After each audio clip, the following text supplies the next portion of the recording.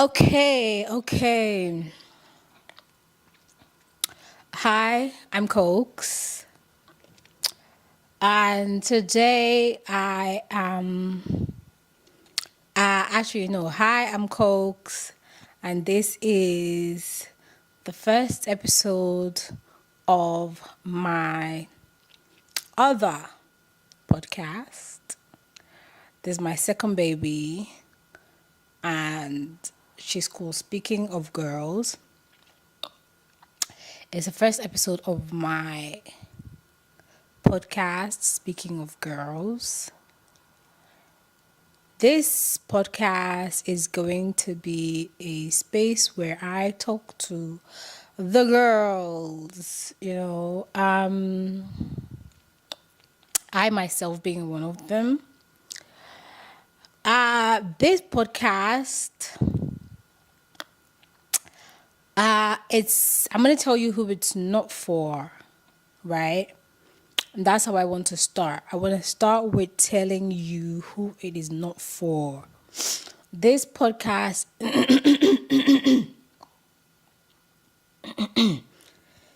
is not for men.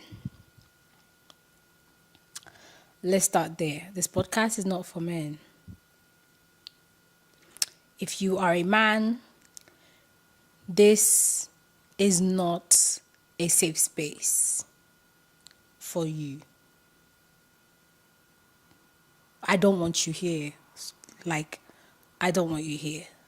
This is I don't have you in mind when I'm making this. Anyway.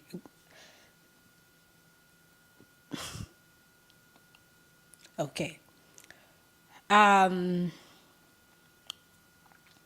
This podcast is not for patriarchy princesses. It is not for girls who love men more than they love themselves.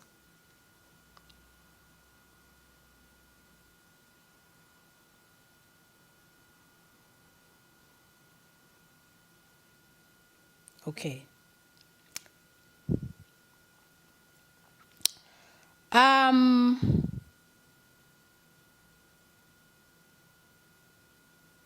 Yeah.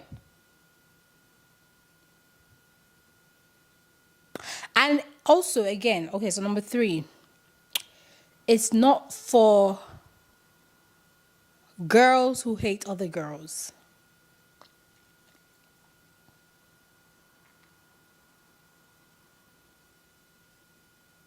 I don't want you here. So now that I have that covered, this space is for women who, it's for the girls like me.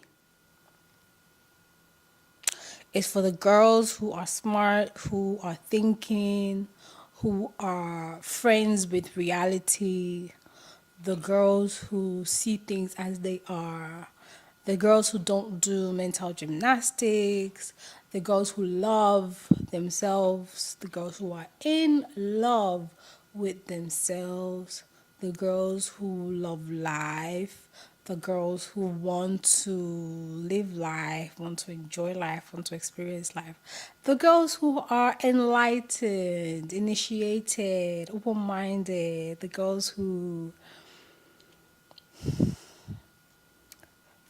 are about it, girls who are like really, really about it, who are about that life, that's who this space is for. Is for the girls who are about that life. So yeah, hi, I'm Cokes, and this is Speaking of Girls. Okay, so today I am here to celebrate. actually. I'm in a celebratory type of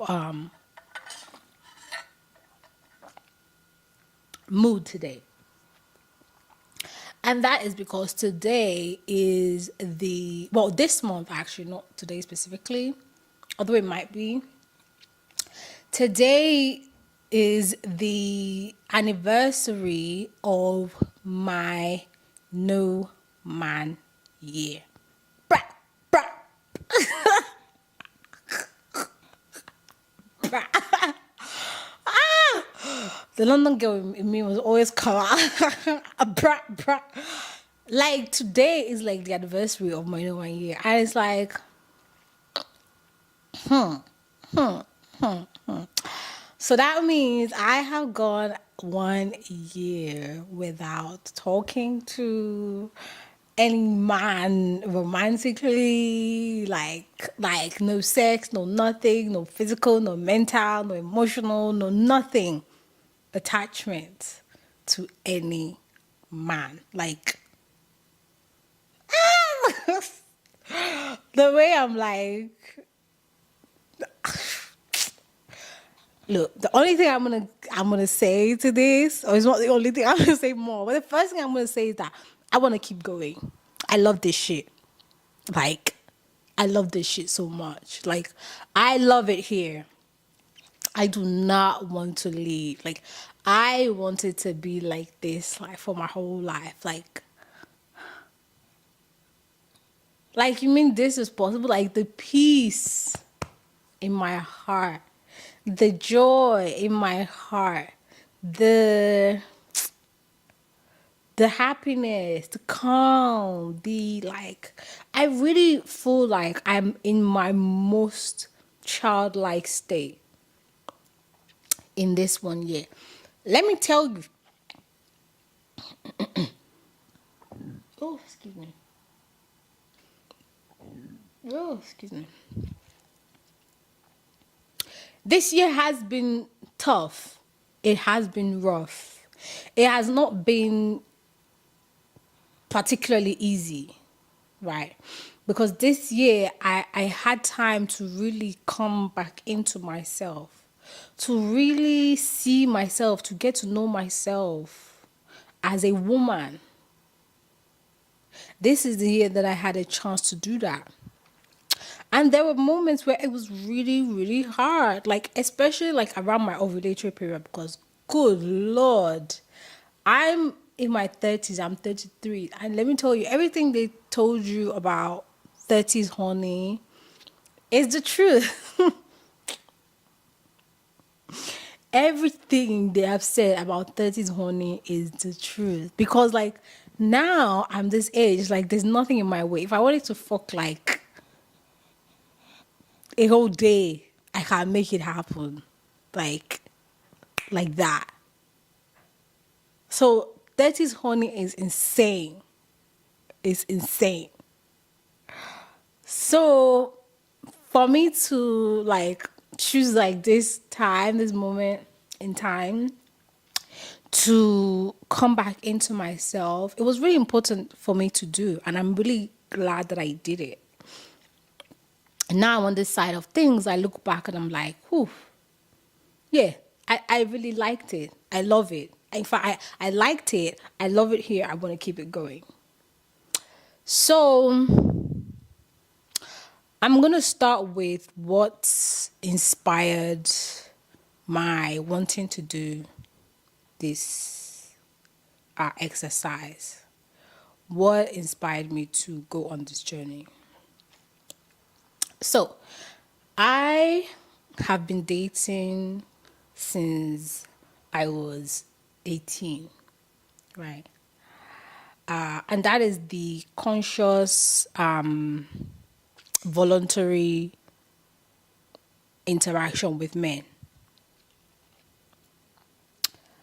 I have been exposed to men, or men have exposed themselves to me way before that. I've been pulled into this consciousness before I was even ready to. But the voluntary consensual, conscious interaction with men started at 18. And so I started dating at 18 up until I was 30. And in that time, I found that I was meeting the same type of men over and over and over again. I kept meeting the same type of man in different bodies or different versions of the same man.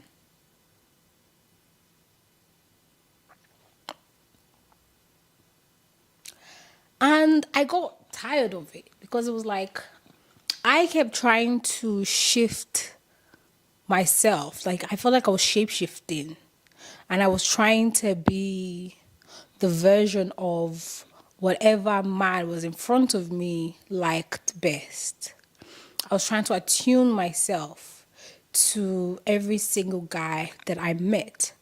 But in the end, it was like this shit's not working out. Like I would feel like I would just have to come too far out of myself to a place where I wasn't comfortable. And I just felt like it would just get to a point where it's like, okay, well, this thing is not working out. Like I just have to like put it down. And I will start with my from my first interaction with a man, the voluntary one, and this is the one where I gave up my virginity. I won't say like lost my virginity because I didn't lose it, but I consciously gave it up.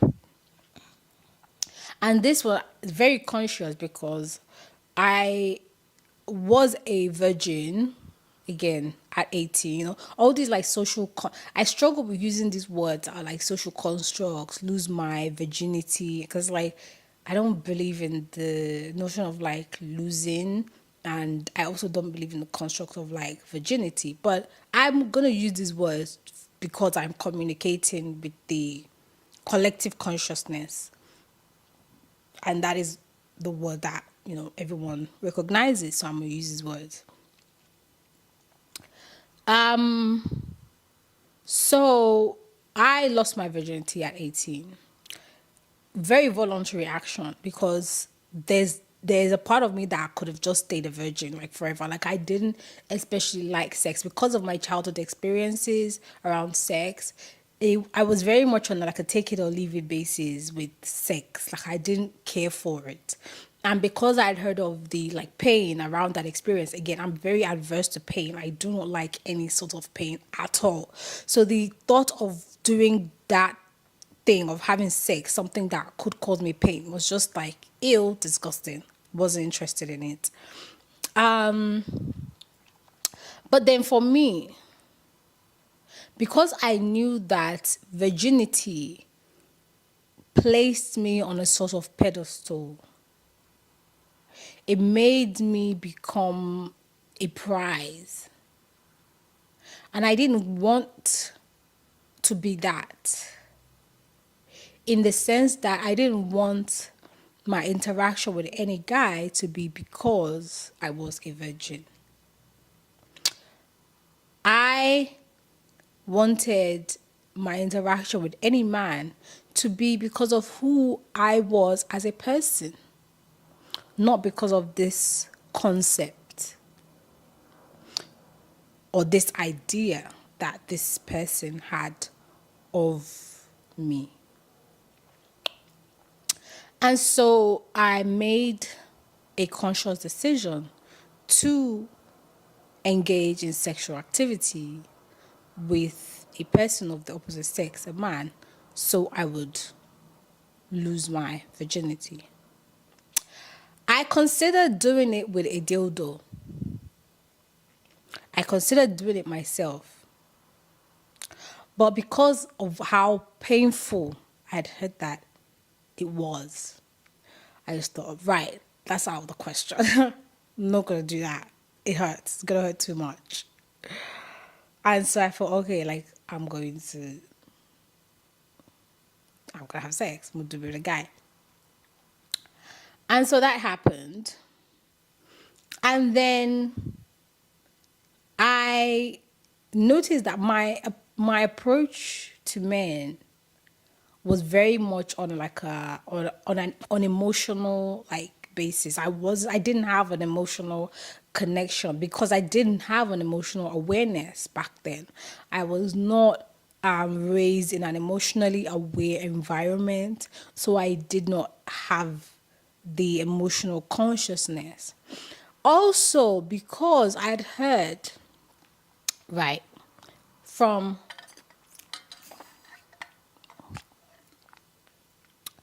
my friends talking, I'd heard them say, like, oh, once you lose your virginity to a guy, you're just gonna be so like obsessed with the guy, you're just gonna be so in love with him.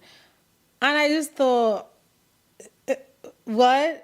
Ew, hell no. Like I just could not even imagine myself being so in love with a man because I lost my virginity. Like the thought of that just it did not make sense to me. It didn't come together in my mind.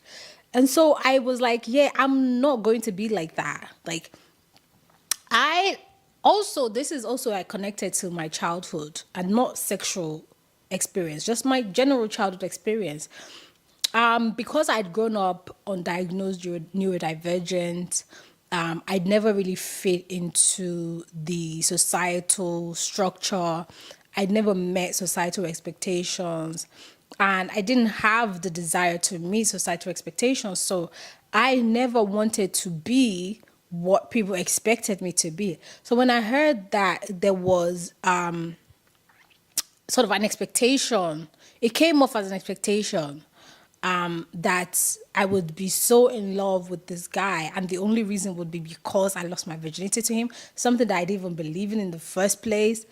I made it was, I think it was subconscious. I made that decision subconsciously, like, I'm not going to be like that because it was very ill to me. And so I met this guy, the first guy that I had sex with. I met him through a friend. And this guy he was one of her friends, people. Um, it was some guy, he lived in Hackney at that time. And me and this girl, we met in college. We'll just hang out. You know those like long, like free time, like in between classes in college. Like we'll just be gallivanting the whole of Hackney. And we just went to this guy's house and all of that. Like that's what happened. Um, it was it was back in BBM days. And then like it happened. I had sex with this guy. It was painful. I did bleed a little bit. And then we'd continued to speak afterwards. I didn't have an emotional connection to him. Like I wasn't in love with him, but it was okay. Like I liked him. Like, but as a human being, I didn't like. There was nothing outside of just human to human connection. And so I remember one day he was like, we were texting on BBM and he had said something about work. I think he was a promoter back then. And now that I say that, like maybe she like introduced me to him based on some like he's gonna let her into parties. Like that just flashed across my mind as I said he was a promoter. So I'm just thinking like, interesting. So yeah, we were talking on BBM and he was telling me something about work and maybe how difficult it was. I was like, oh, bless you, like, God bless your hustle and da da da. And I think it probably was that conversation or like another conversation after that, like, or maybe I would text him and he wouldn't answer me, or like he was just being weird, or he just said something weird to me, like he just talked to me in a way that just rubbed me off wrong. And I was just like, who is this one? Like, who equals get lost. I just blocked him. Like I was like, get the fuck. Like I'm more like this is not who I am. Like this is not what it is. Like so I just blocked him, and that was basically the basis of how I interacted with men. Up until the point where I then met the second guy that I dated or was seeing. Still a teenager at that point, and I was 19 at this point. And at that point, my consciousness had started to develop a bit. And I'd noticed that I did have this emotional emptiness. I didn't feel anything for anyone. And I didn't like it. And so I made the conscious decision to like this guy, the second guy that I met, or the second guy that I had sex with ever. I made a conscious decision to like him because I was like, I don't feel nothing for nobody. Like, what's up with that? Like, I swear I'm supposed to like this life shit is supposed to feel different. Like, this experience is supposed to feel different. It's not feeling like that. And like, something's up, something's wrong with me. Like, I want to feel something for somebody. And so I liked him. And he fit my idea of what a man should be. He was older. I always dated older guys. He was older. He was Nigerian. He was Yoruba. He was rich. You know, by my standards back then, he drove a nice little Benz. He had his own house. You know, so he was like cool. It was my type. That's the type I went for back then. I did not date guys my age when I was younger. You always dated older rich men. That was my type. So he was friends with the guy that my friend was seeing.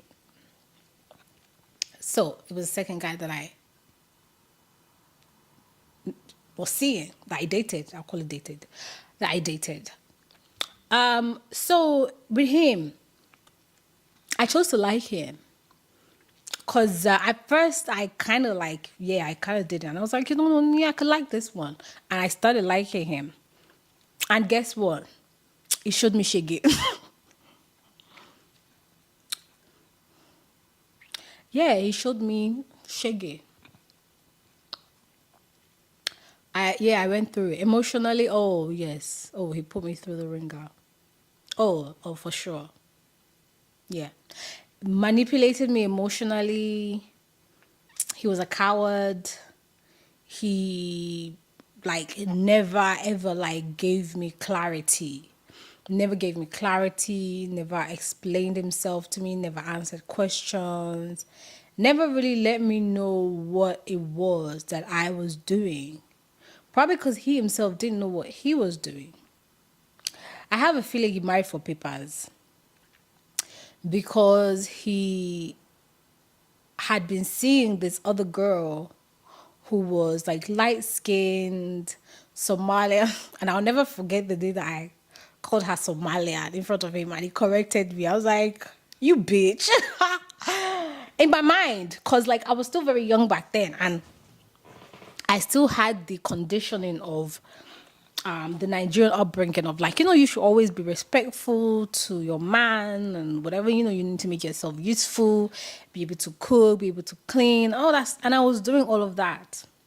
But this guy gallivanting with this girl, taking her on trips, going out with her. You know, he was the one that, so she was the one that he wanted to be publicly seen with. Or she was the one he wanted to be publicly seen with. And I was at home doing good girl shit. And it went on for about 2 years until I was like, I'm sick of this shit. Like, yeah, this is ass. And actually, this came to me this morning, right? Because I was scrolling on Threads and I saw a post. It was the Adam Sandler video where he was in McDonald's. It was a clip from a movie where he was in with this kid and they were at McDonald's. And the Threads post said that this is how, the poster said this is how they found out the time that McDonald's breakfast closed.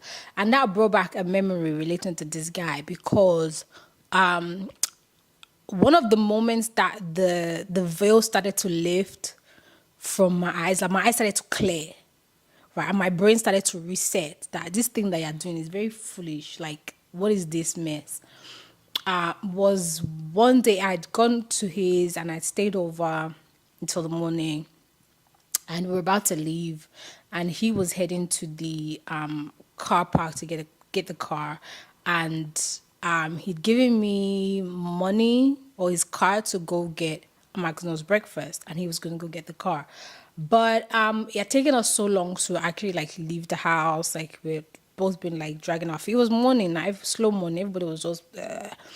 And then he was like to me, like, "Yo, like this breakfast thing is gonna close. Like, go, go, go." I mean, my brain was still booting, like, and everything. And I'd looked at the time and I'd seen that, oh shit, like, like breakfast is about to close. And I remember running from his flat. I'll never forget where he lives. He used to live in Barking, Cottonmore Rope Works in Barking. That's where he used to live. I remember running from the door of that building, that block of flat, to the McDonald's on the high street so that I could get there before they close, so that I could get breakfast, so that this guy wouldn't be mad at me. And I promise you, on my way, as I was running to that McDonald's, my brain was like, what the fuck is this? What am I doing?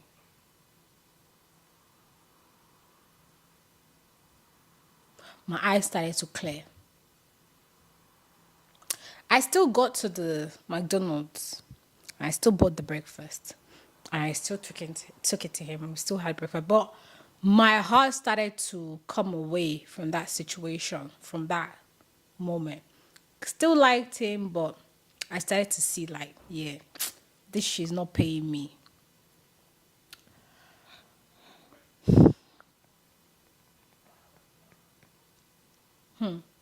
Interesting. Because as I'm saying, like some of these memories, like this is the first time I'm actually speaking them out loud. This is the first time I'm actually like going back there and bringing these memories back up. So some feelings that is bringing up for me is like, I had not processed that part before. This guy, I liked this guy so much more than I liked myself at that point. But I'm glad that that moment, that McDonald's moment, was the point where like my consciousness started to come back into myself. I was like, wait, what the hell is this? But I liked him so much, and I didn't realize. I didn't realize that I'd started to like him more than I liked myself. But that's when that realization started to come to me. It's only now that I have the words for that feeling of what was happening in that moment. But I liked him so much. I liked him a lot. Older guy, like I felt like he was much more like exposed, much more experienced, and knew more than me. Like, what was he even doing? It's not even like he was giving me money. Maybe he bought me things like maybe once or twice in the whole time I was seeing him. Maybe he took me out like a few times. Like, he wasn't even doing that much. And it's just like, women, like, why do we do this? We literally just project so much onto men and our experiences with them. Why do we do that? Conditioning. Like, conditioning make crayfish bend. And I'm glad that I've now started to get time to like unbend the crayfish, straighten the crayfish out. So this guy, right? I liked him so much. I liked him so much, like I became anxiously attached to him. Like there wasn't one day that I could go, like I couldn't go one day without talking to this guy. Like even if it's call, even if it's text, like, and I would be the one to like be calling, be texting. If he didn't reply to me, I would be feeling antsy. Like it was just not cute. I remember one time, right?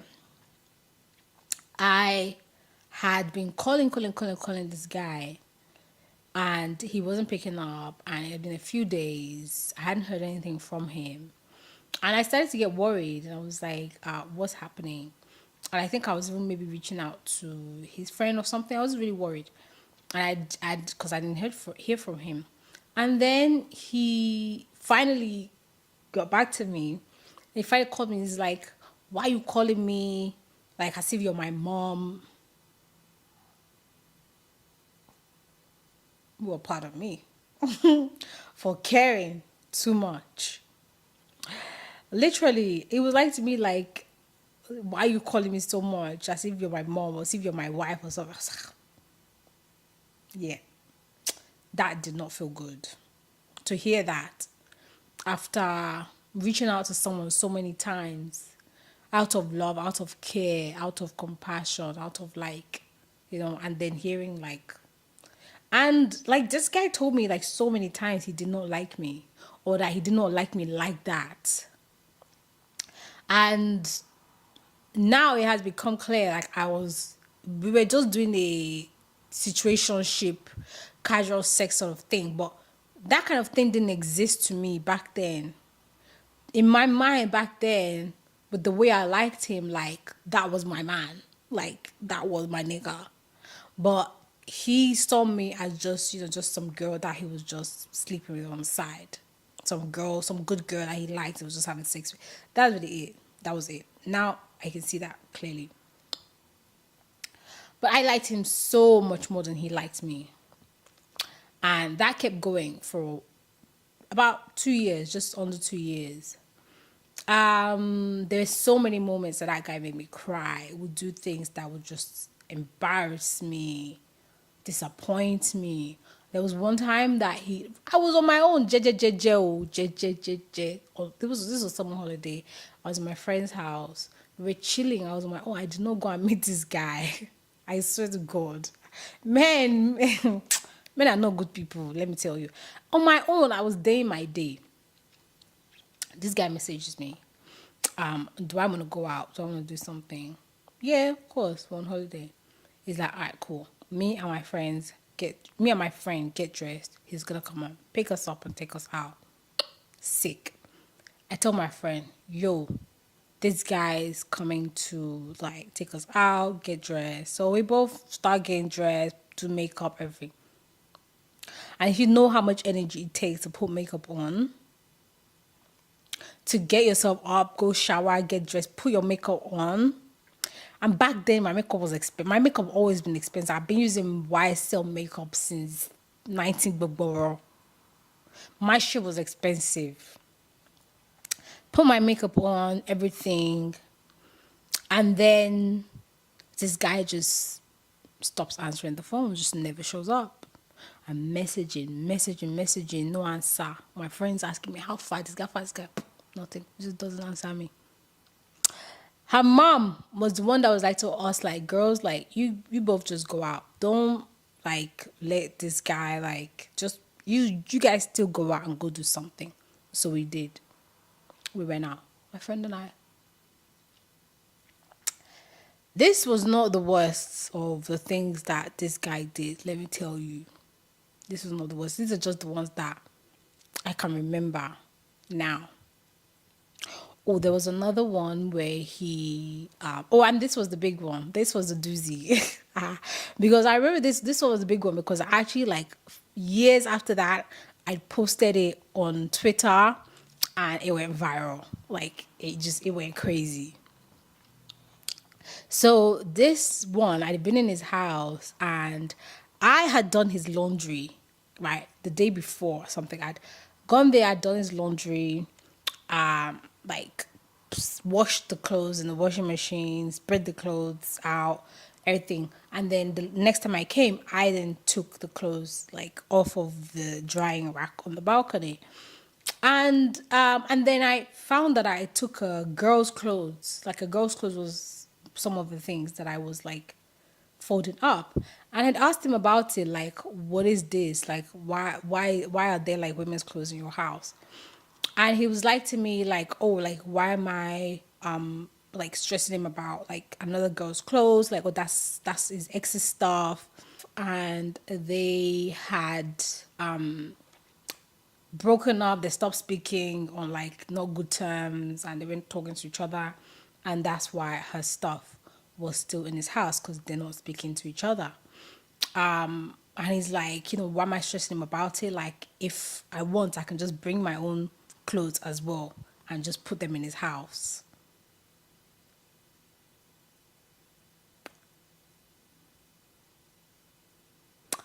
I was too stunned to speak.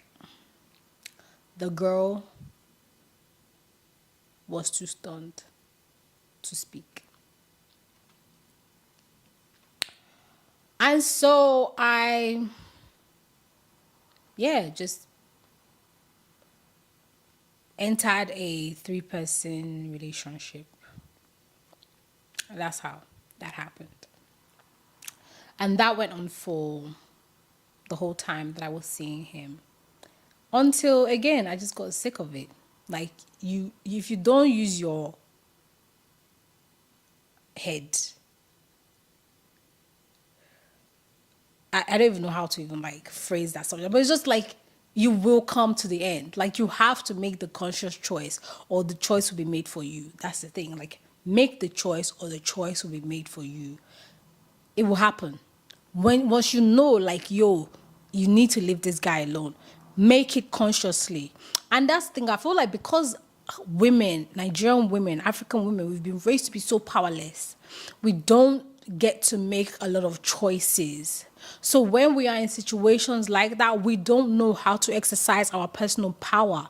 We don't know how to make a choice and be like, no, I am not going to continue doing this. No, I am not going to do that. No, I am not. Like, we don't have that personal power training, that decision making training to be able to make our own choices of who we are going to engage with, what we are going to engage with, and how we are going to engage with certain situations. We don't get that. And that is how that shows up in our romantic relations with men. So that happened. That was my second one. And that from that moment I just went back to like, yeah, fuck everything, fuck everybody. Like, I'm done. I'm done. Emotionally, again, lockdown. So I was swinging between the extremes in that situations. From extreme like like numbness, emotionally numb, to like too emotionally like attached, just back and forth. And then I went back to emotionally numb, and I continued to engage with men from that place. And from then onwards, it became a like, I'm only engaging with men for the financial benefits. Like, I'm gonna be able to like get something out of my interaction with men. And that was it. And I continued like that. I still didn't that I did not suffer fools gladly. Like, my friends knew I was quick with the blocking. I could tell them I was seeing the new guy today. By the time they ask about him tomorrow, boom, chop blocking. Yes, chop blocking. I'm done. I don't play that. I don't play them games. And now that I'm on this side, like, I very much see like how that was a form of protection. And when you are a woman interacting with men, you have to know that you need to interact with men from a place of just don't engage, is my advice based on what I would do. Me, I'm just not engaging anymore. I don't care. I don't want. I'm not here to really give you like survival tactics. Oh, do this, do disengage is my position on men. Disengage. Break up. Divorce. So I'm not really here for women who want to make it work with men. That's not me. I'm here to show the girls like the men are not worth it. They are not worth engaging with. Men are not good people. They are not decent people. They are not kind people. Let me tell you, someone can be nice, but they will not be kind.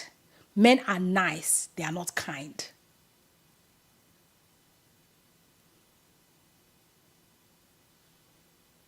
Niceness is when they can behave in a pleasant way because they want to get something from you. The moment they stop being able to gain something from you, that is done. Kindness is unconditional.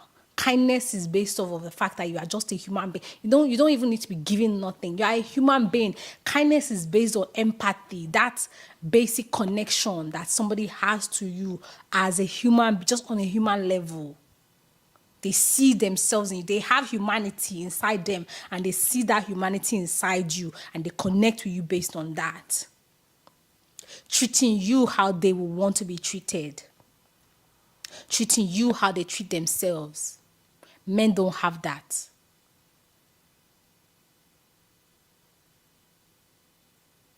They don't have it. So if you are still looking for that in men, good luck.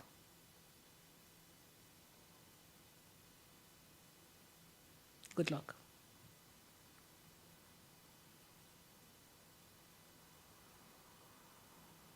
I personally, it is what it is. I'm happy. I'm happy. I feel happiness. I feel happy. I feel very proud of myself because I struggled to do this no man year at first. Like I started when I was 30. I started wanting to when I was 30. I tried for a few times. And it didn't work. Every time I started, I would meet a guy and he would distract me, or I would start feeling anxious. Like, oh my God, like, what if this is the one? What if this person I'm supposed to be with and I miss out on him? You will never miss out on the person that is for you, ever. And a man is not even the person for you. You are the person for you. The person for you has been with you the whole time.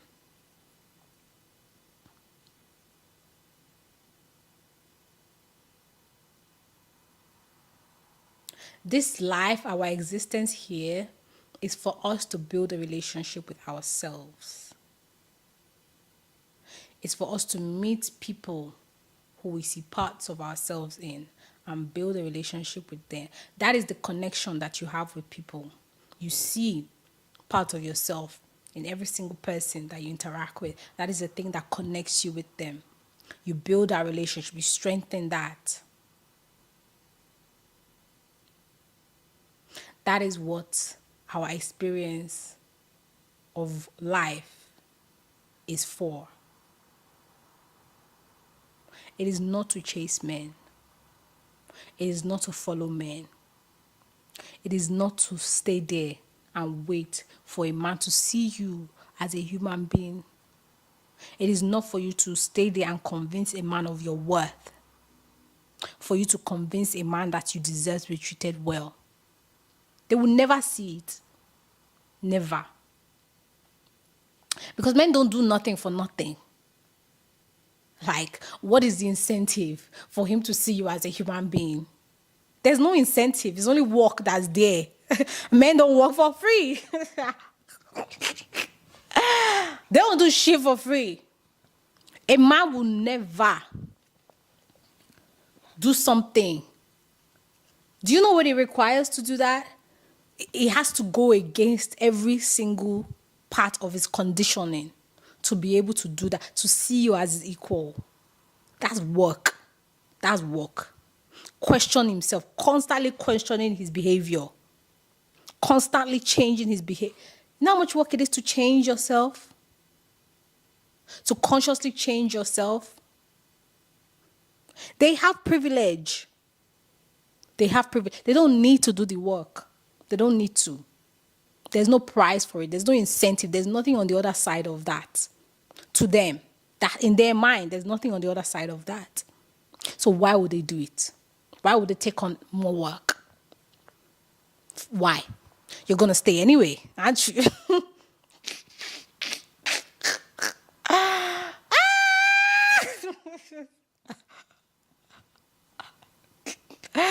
Oh my God.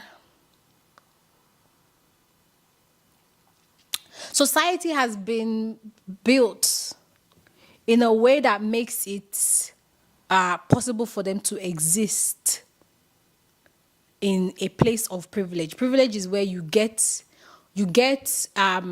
more than you deserve. You get more than you give. Yes, you get more than you give. That is that privilege. You give one, you get 10. Or you give one, you get 5. You give 2, you get 10. That's the structure that society has built for them. You're now trying to tell them, give 5, get 5. Why would they do that?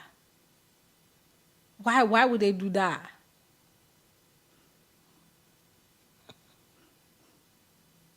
You to think of it. If it was you, would you do it?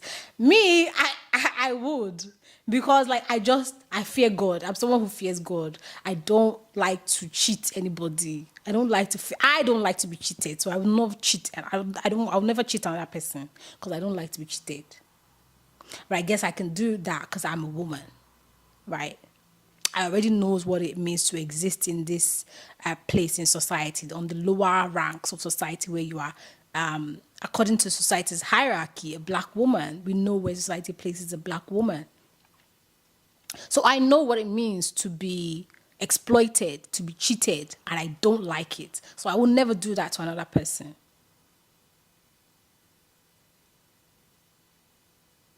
But a man, a black man, a white man, why would they do that?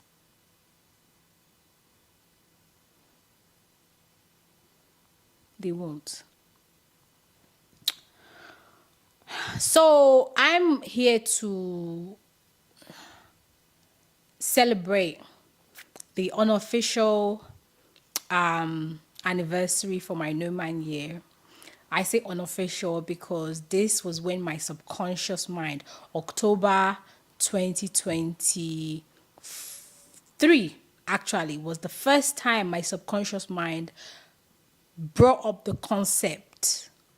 Was the first time my subconscious mind considered the possibility that I could exist for 1 year without romantic interaction with men, without romantic connections with a man. 2023, October 2023 was the first time my subconscious mind even considered that a possibility. I tried for a year until October 2024. And then October 2024 again is when I decided to restart in my subconscious mind personally. I thought, you know what, I can do this. Yes, I failed a couple of times, but you fall down 9 times, you get up 10. And that is what I did. So in October 2024, I got up for the 10th time. And I said, I'm going to do this. Whatever it takes, I'm going to give it. This conditioning, I'm going to break it. This connection, I'm going to disconnect it. This condition, I'm going to uncondition it. October 2024 was when I started to go from a cubed watermelon to a nice round plum. When I started to round out my edges. Because I say in society, like women are cubed watermelons. You know what a cubed watermelon is? So there are these watermelons, these variations of watermelons where they are grown in a cube. So we all know like watermelons are naturally round, different shapes, different sizes, different shades, different patterns. But there are these types of watermelons that are grown in a cubed shape. They grow in a cube shape because they are grown in a cubed box. From when they are young and when they start growing, they put them in a cube so that when they grow out to become adult watermelons, they take up the shape of the box. And so they grow in a cubed shape. Now, those types of watermelons, they're not edible. You can't eat them. They're more expensive than the round watermelons, but you can't eat them. They're purely ornate. They're for decorative purposes.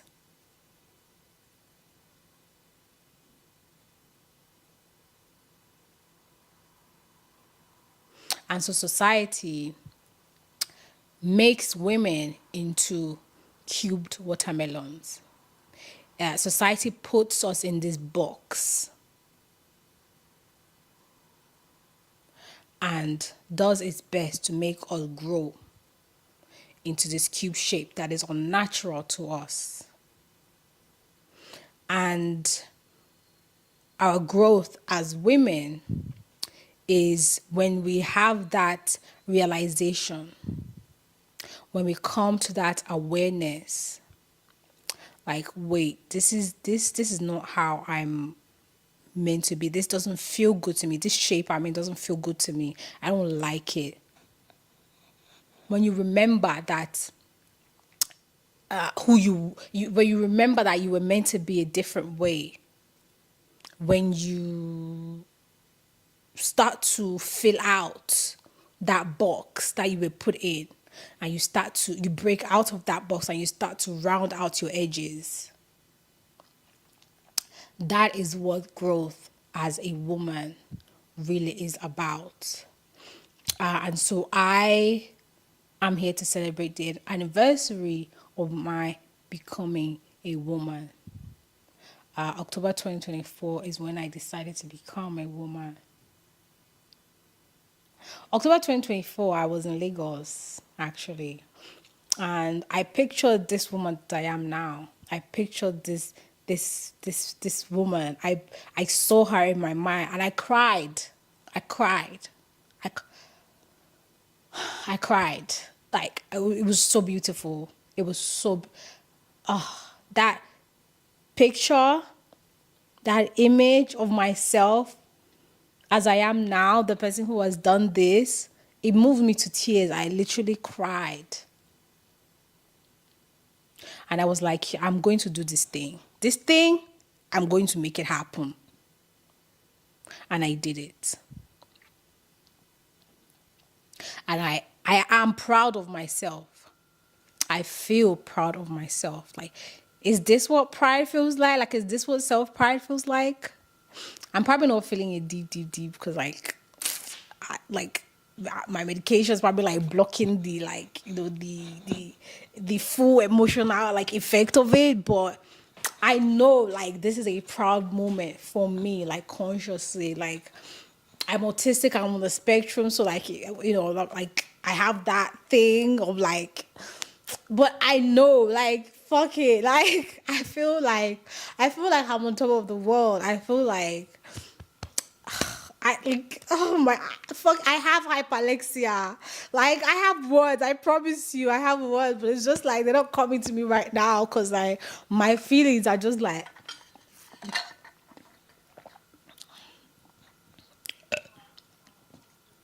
I feel overwhelmed by emotion. I did it. I did it. I'm doing it. I've done it. I'm going to continue doing it. The official anniversary is next year, January. Because January, I'd done this for a few months. And January 2025, January this year, was when I was amongst friends. I was at my friend's house and we were doing a New Year's breakfast. And I had someone recording on my phone. And I said I looked into the camera and I said it and I said, you know what, I'm going to do this. Like, this is going to be the year that I break free. This is going to be the year where things are different for me. The year where I like get to know myself. The year where I grow leaps and bounds as a human being. And it has been that year for me. It has not been without its trials and tribulations because like every single ovulation period, the possibility of like calling a man comes up. Every single ovulation period, my like the guys that I've interacted with in my past, they come up, and I'm going to get into that. I'm going to get deeper into my dating experience from my teens into my 30s, from when I was 18 to when I was 30. I'm going to really explore the entirety of my dating experiences. I'm really going to get to a place of like understanding of what I did, what that meant, like just really talk about it because now I'm getting to the point of like also forgiveness of myself. I'm starting to forgive myself because some of the things that I did back then are very embarrassing. Like they make me cringe. Like they make me annoyed. Like I'm angry at myself, my past self. I was like, I can't believe like I did that. Like why did I do that? But I understand. Like now I'm this age. I'm getting to a place of understanding, and I'm going back and reintegrating all of those past experiences and understanding of those past experiences, because I've now gotten to this place where I forgive myself. I forgive myself. I can give myself that kindness that I deserve. I can give myself that forgiveness that I deserve. Because I know, like, the girl that I was back then, uh, she was doing the best with what she had. She was doing the best that she knew how to. She did her best, and she like I did my best back then, right? I did my best with what I knew how. So I forgive myself, and now I'm going to go back and reintegrate those past experiences into who I am now. And I'm just so fortunate to be able to do that. And I'm so happy that I get to do that, and I feel so proud of myself for being able to do that. I look forward to doing more of that, because like this year has shown me like I'm not missing out on anything. Like there's nothing there. There's nothing there. There's nothing in that experience.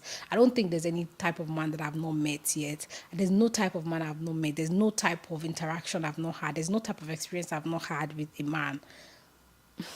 There's nothing there. Been there, done that. Got the t-shirt, gave it back.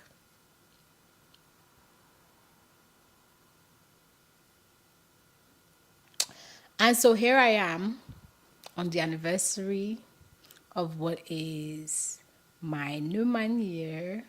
And I am so glad, so glad, so glad to be here, sharing that experience with you. And I am as scared as I am excited for the opportunity to reach back, to dive back in to those past experiences and start to make sense of them on my podcast, Speaking of Girls. So, yeah, that is me, Cokes. I will be seeing you when I see you. Take care. Bye.